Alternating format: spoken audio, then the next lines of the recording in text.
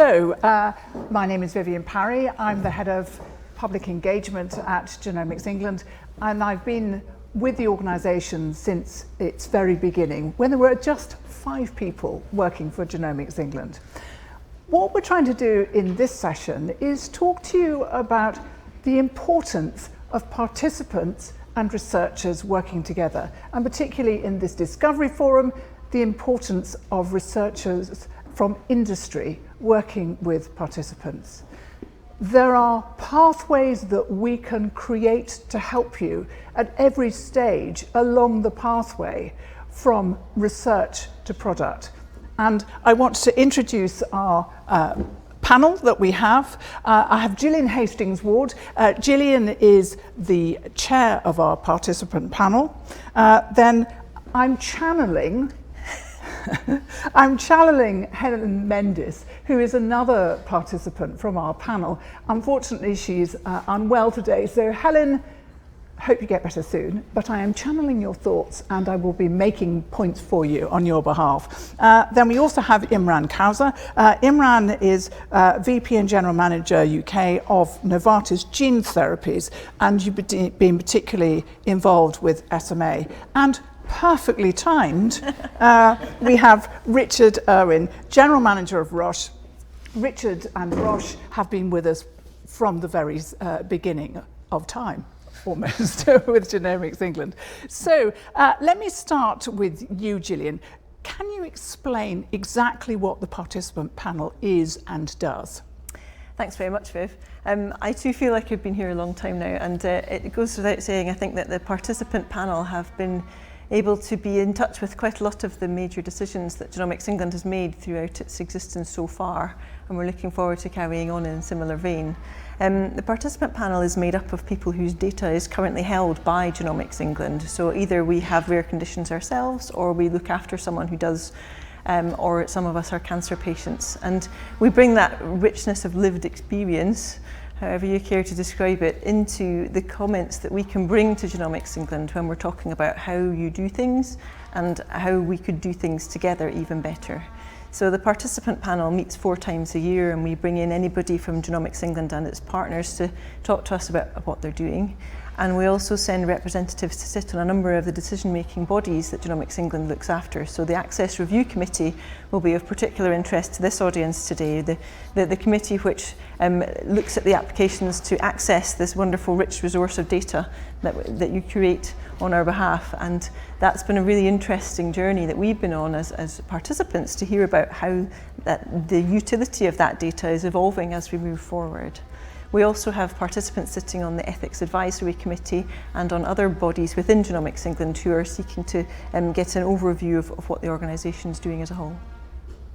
And what I'd say to the people listening online is that actually there is as Gillian says, there's a huge wealth of lived experience, but also, and I'm channeling Helen here, there's access to an extraordinary network through all of them to other patients with the same condition. And I think that's a very important point. I want to turn to our 2 industry members of the panel now, because 10 years ago, or perhaps 20 years ago, time goes very fast in these COVID days, we would have considered clinical trials without patient involvement. Now the idea of a clinical trial without patient involvement is completely unthinkable. And the reason that that's changed is because demonstrably those clinical trials work better for the involvement of patients. But I think what we're very conscious of here in Genomics England, of wanting to push back that participation in research agenda much further upstream. And I wondered what your experiences was of patient involvement, further back, as it were. Richard, let's start with you.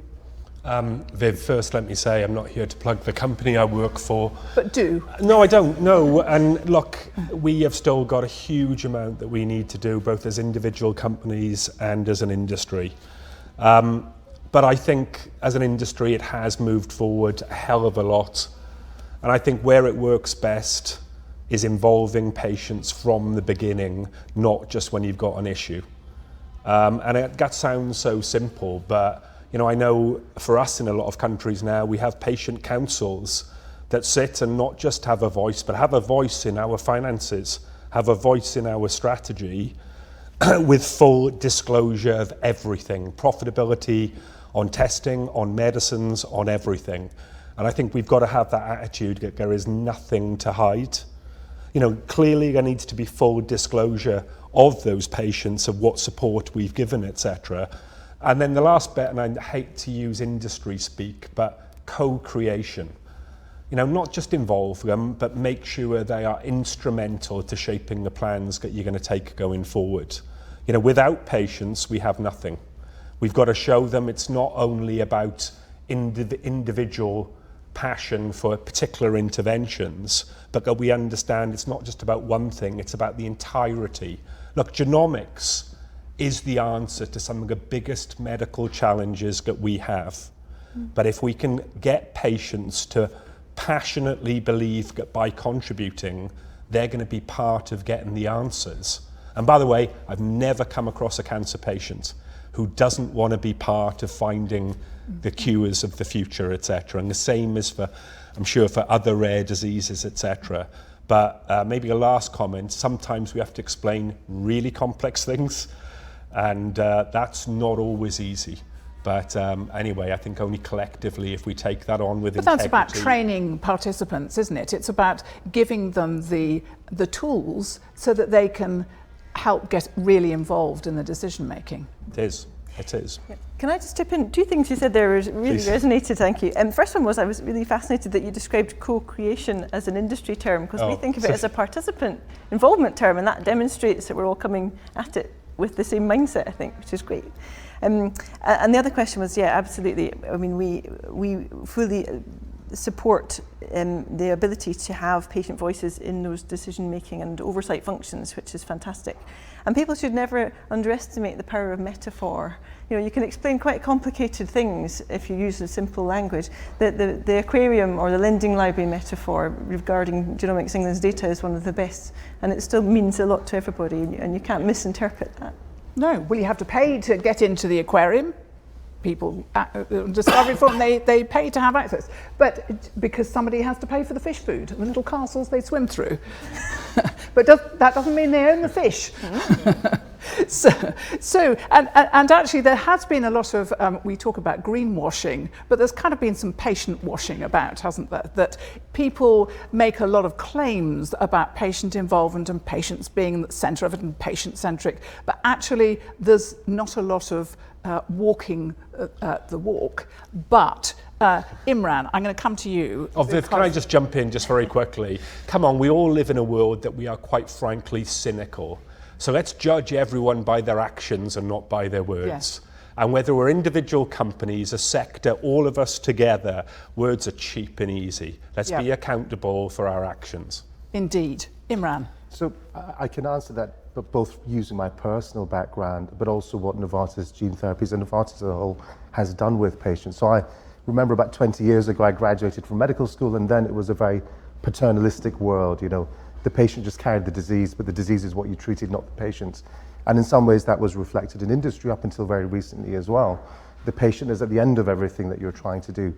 And I think an important thing about walking the walk and making sure that we're not patient washing is to make sure that patient-centered inputs are critical to decision making. And that's a cultural thing. That's about saying, well, we're not going to take a key decision without making sure that we've received relevant patient inputs and consider them as part of the mix. Because it's very easy to make the decision, as we have done for many generations and for many, many years, and then say, well, how does this fit the patients? In fact, it's the other way around now. So within Novartis, as an example of one company, and I'm sure many companies have similar things, the key decision points are along the development of the medicine. And at each decision point, we'll make sure that we have patient involvement to ensure that we're characterizing the disease well enough. Critically, we're describing the things that patients want from treatments. It's not what we want or the regulators want, it's what the patients want. And then for every stage thereafter, that continuous input comes in so we can make better decisions and critically produce things that are more valuable and meaningful for patients. And in the world of gene therapy, as one of the first gene therapies available to patients, we uncovered a lot of insights using that approach. But probably some of the biggest insights we achieved were afterwards. And so that patient engagement doesn't stop once you've developed your medicine. It needs to continue afterwards, because a whole new set of questions emerge when your medicine's being introduced to many, many patients. And so it's a continuous dialogue with continuous evaluation as well. And again, there are many companies that have taken similar or different approaches to this, but it needs to become an industry-centered approach with the patients at the heart of decision-making.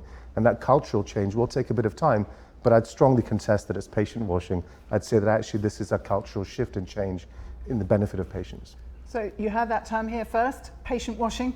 By the way, if you've got questions that you'd like to put in, and I suspect there are quite a lot of participants listening to this section of this event, please do send them through, and they'll appear like magic on my machine. If somebody would kindly rev it up to have the right page. Can I pass away? Thank you very much.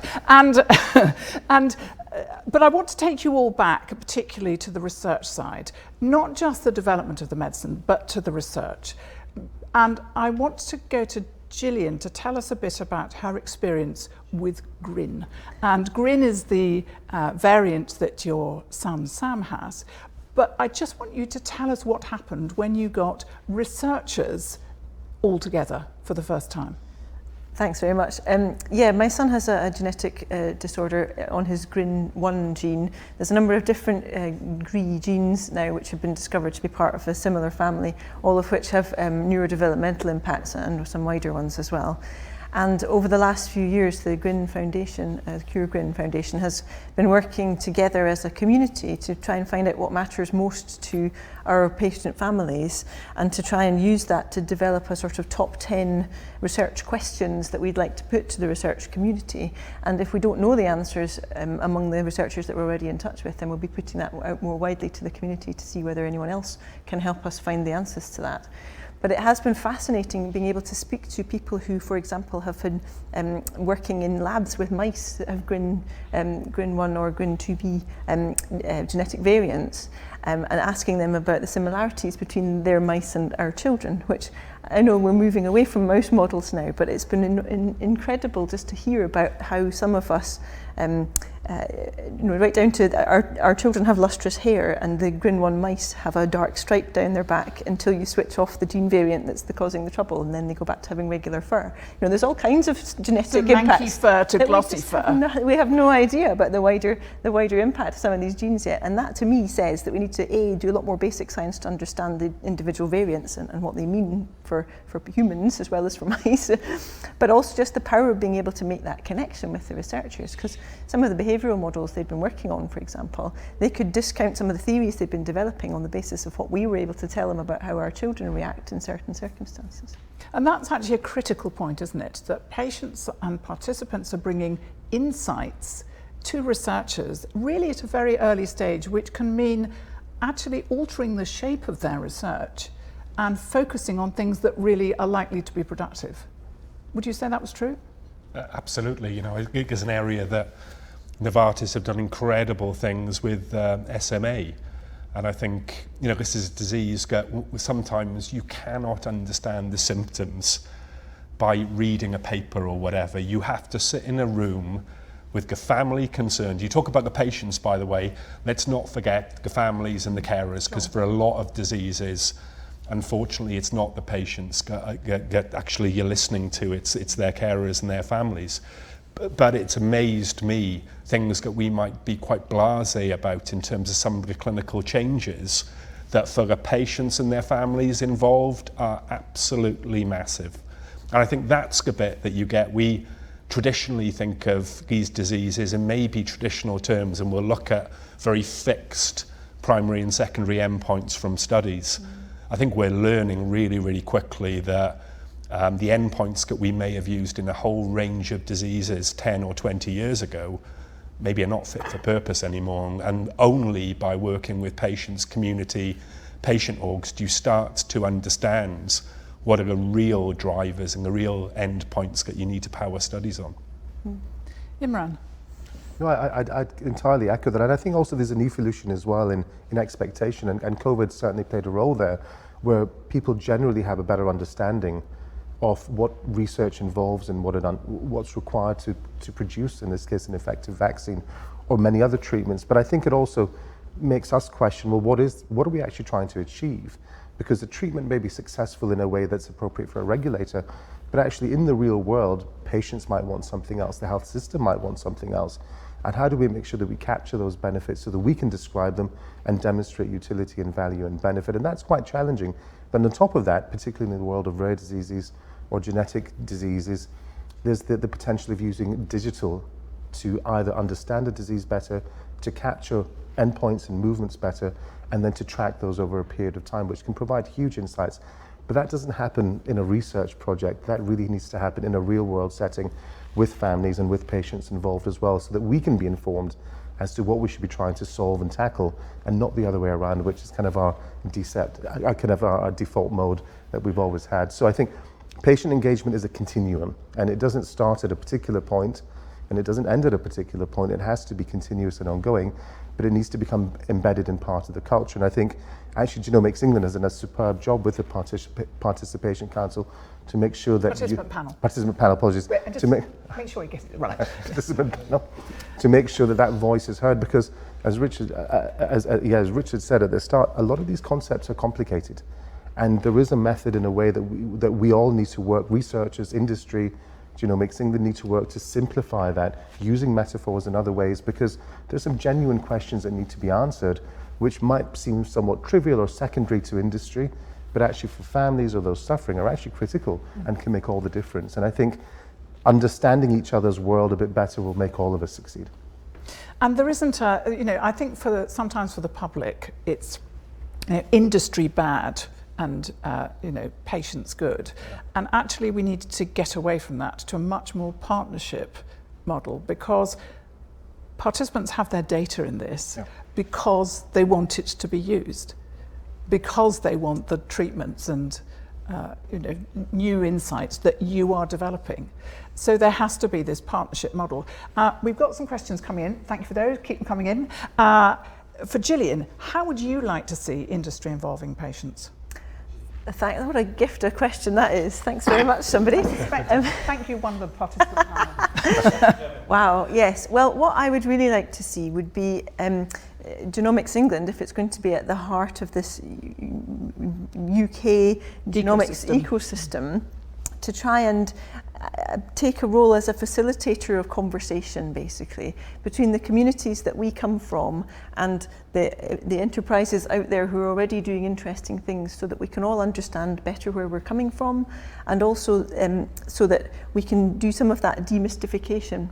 Because I think you're right, there is still a certain degree of cynicism, and I think it would really help if there were able to be more conversations between rare disease and cancer communities and the companies who are now at the forefront of doing things which could really help them.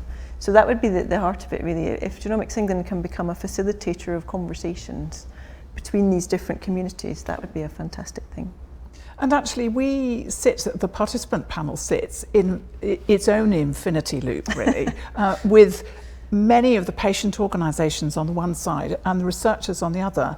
And I guess that what we're trying to do is bring together not only those two sides, the patient organisations and the researchers, but we're also trying to connect up participants with each other with the same condition. And that's actually very important to you, isn't it? Because you need to have a sufficient mass of participants with a particular condition, and participant panel and the patients can access those other people far more quickly than you could ever do. I think there's a very clear example where Novartis was able to benefit from Genomics England having a linked database of a very unusual and uncommon mutation, which helped us understand one of our medicines very well. Ordinarily, a large survey would have to happen, and that's expensive and it's time consuming, but actually having that data and interest and linked data in particular with Genomics England was extremely helpful to us. But I do see a world where we kind of move to perhaps an engagement model which is more kind of patient scientists. We've already got patient experts which have a great deal of lived experience, but actually pushing that forward to see, well, is there a greater opportunity, particularly in the world of rare diseases, where these communities, you might be talking about, a few thousand patients around the world, or even fewer patients than that, where they can actually be part of it. So it's a co-creation of the science rather than just them informing us so that we can go away and make decisions based on that. And I think that model where there's more engagement ties everybody into achieving a particular outcome as well. So the partnership, I think, can be enhanced to grow into something even better for the next level and for the next stage of medicine's development. Yeah, that's great. And I think participants and patients and family members, they get quite good at thinking of what questions they would like to answer. Even if they don't know how to get there, at least if they can be enabled to ask those questions of people with the skills to answer them, then that would take us a good way forward, I think. And actually it's a very valuable exercise for your folk to try and put their research into language that is understood, because actually if they imagine there are folk higher up the chain in their companies that can understand what they're talking about, they're wrong. Yeah. So patients can be enormously helpful in getting their work better understood. Absolutely. By their own companies. Have you got a good example of a patient involvement that has worked really well at Roche? I can be quite critical, so I always think about the things that we could have done better, but yeah, lots. I think HER2 positive breast cancer, that 25, 30 years ago was like the worst diagnosis that you could ever have. And 25, 30 years later, 90% of women are cured, and the 10% that are left, with a collaboration with brilliant doctors, surgeons, lots of other medicines, we've been part of getting, most women to 5-year survival, even though they've got metastatic disease. I think haemophilia, there's been some brilliant work done by lots of companies to make now a situation that you can get most patients in the UK not bleeding anymore, which was unthinkable even 5 years ago. So, there's lots of examples, but, we've got to still be a little bit critical and say there's always things that we can do better.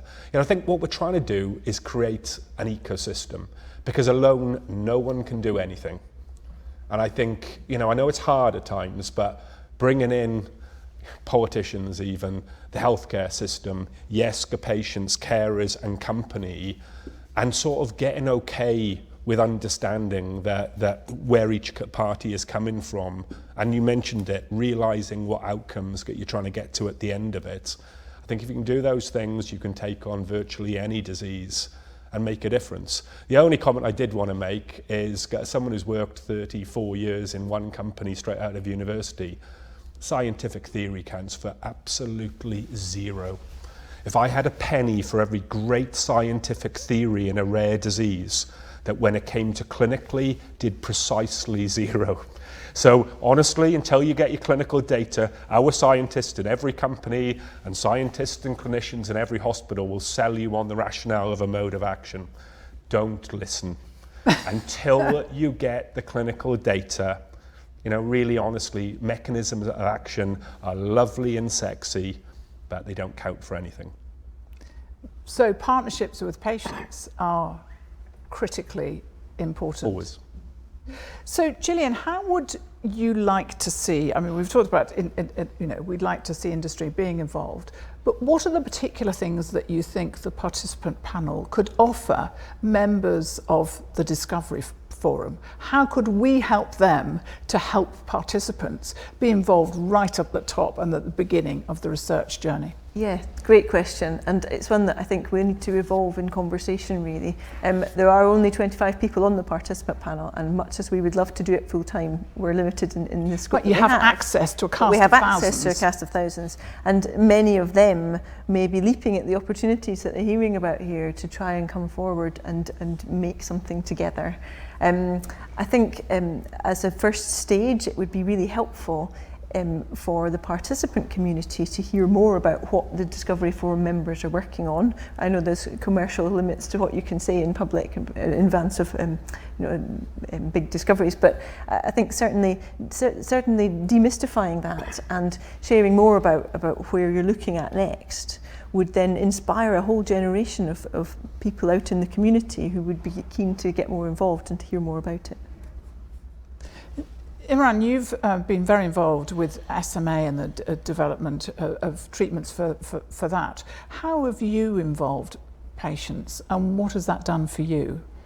So I think SMA is a very severe disease where children... And we're talking about die. spinal muscular atrophy. And just Quite right, yes. Spinal muscular. It's a very severe disease where children typically don't survive in its severest form before 2 years of age. So parents and grandparents never get to celebrate the second birthday. The impact of that for us when we developed our medicines was that actually we had very few patients to treat because sadly they'd pass away.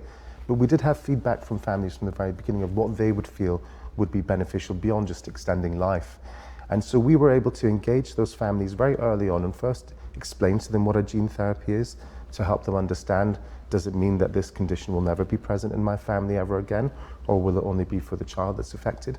And then also considering the impact of gene therapies. And so developing our program meant that we needed to interact with them because it's a very small community with very few children, even globally. That engagement allowed us to discuss with regulators what are the endpoints that we want to see and describe in our trials as the benefits of our medicines. And do you think they might have been different had you not had that involvement? I think in designing medicines and in working with regulators, it's not always transparent in that what the regulator might feel is important isn't always what the company might feel is important. So having the backing of data that comes from patients and families of those patients can be very meaningful and acts as a much stronger motivator, sometimes even more than the science is. And so absolutely that makes a difference when discussing with regulators. Fortunately, in the 5 years or so since we've started developing our gene therapies, the regulatory landscape has changed and even they understand the strong importance of patient engagement and expect to hear from us our contributions from engaging with patients. But I think this is a continuous process. We cannot imagine performing a program now without engaging patients early on. And the data actually support that. You're more likely to succeed with a program if patients have been involved. So it's a very simple equation for us, get them involved earlier, but crucially creating that culture where a decision cannot be made until you've got your patient engagement voice heard. Now, what kind of tools are available for patients or participants wanting to get involved in this kind of work? And if they're not available, should we create them? How can we do something to help the Discovery Forum members get involved with participants right from the get-go? Gillian? Great question. Well, I think it's worth saying that the Access Review Committee always want to know how much patient or participant engagement there has been before you get to the Access Review Committee application stage. And I think sometimes we see lots of warm words on the forms that come through, but there's not actually any tangible examples of engagement that have happened yet. And so if we were able to help engage with applicants for the Access Review Committee at an earlier stage, then we might be able to help introduce them to people who would be able to advise from a lived experience perspective on that particular application. So, I mean, there are things that could be done within the Genomics England landscape to help on that. But yeah, at the moment, there's, the company website has a list of the different projects which have been approved, and they're not really in lay terms. So it's really hard for participants to know what's actually happening out there already. I think I'd like to build on that point, and I think this is really relevant because I think often panels have to work very hard to make sure they have accurate representation. And sometimes what may work for one community may not work for another, and obviously COVID has shone a light on some of the disparities. So I think participation panels and the opportunities to get participants in needs to consider impact of age, impact of disability, impact of ethnicity, and impact of where you live in the country, because sometimes it seems as if you can only get involved if you're part of an organisation like a patient group, or if you live close to a big hospital and somebody happened to mention something. But I think we all need to work harder at attracting and make sure that we have a diverse range of participants to get really to understand the root of the issue and the perspectives and the burden of disease. Thank you very much for giving me an opening there. We are actually looking to recruit some more members to the participant panel. So if you're out there and you know that your data is currently held by Genomics England, either as a patient through the Genomic Medicine Service or as a part of the 100,000 Genomes Project, then we'd be delighted to hear from you. The details are on the Genomics England website of how to get hold of the participants. Fantastic. Perfect place to end. Thank you so much to our panel. And if you're a Discovery Forum member, we are here to help you. We want to involve you in these pathways to products involving participants. And there are all sorts of different things that we can think of to help you. Now, what we're going to do now is we are going to start the next session at 2, so there's 10 minutes to rush out and make a cup of tea, and we're going to have 2 tracks. If you're in the research track, you stay on this link. I know this is too much information. If you're on the bioinformatics track, you'll be asked to join a different link, which is going to pop up in your chat, just like that. And you'll all go through to the right place, God willing. Thank you so much for listening. And to all those participants who are on this call, thank you so much for being part of this. Bye for now.